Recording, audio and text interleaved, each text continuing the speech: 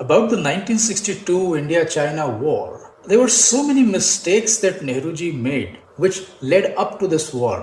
One can perhaps start a couple of decades before the war, Nehru Ji's affinity towards the Chinese thought process, and then right after independence, when Lieutenant General Sir Robert Lockhart came up with a strategic plan for a government directive towards a defense policy. Nehru Ji said that he believes in Ahimsa, scrap the army. Those were his words. As a result of this, India invested very poorly in our defense systems to the extent that in the 1962 war, our soldiers were still fighting with World War II equipment. Can you believe it?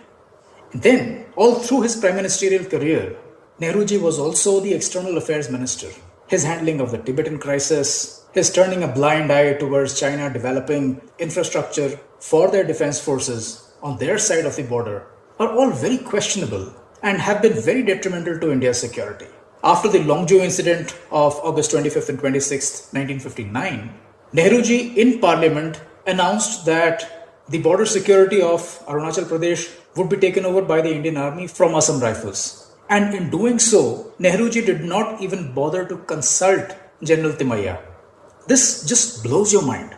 And of course, there was this unequivocal support for the forward policy, perhaps thought of by Lieutenant General B.M. Kaul. There's nothing wrong with the policy, but the fact that you don't have secured bases, you don't have any infrastructure leading from those bases to your forward posts. Your physical communication lines, electronic communication lines are almost non-existent. You haven't invested in them, and still you want to have a forward policy telling our army to man the posts on the McMahon line and other such borders with China. And these are perhaps just very few of the many mistakes that Nehru Ji, Shri V.K. Krishna Menon and many others made that led to the outcome of the 1962 India-China war.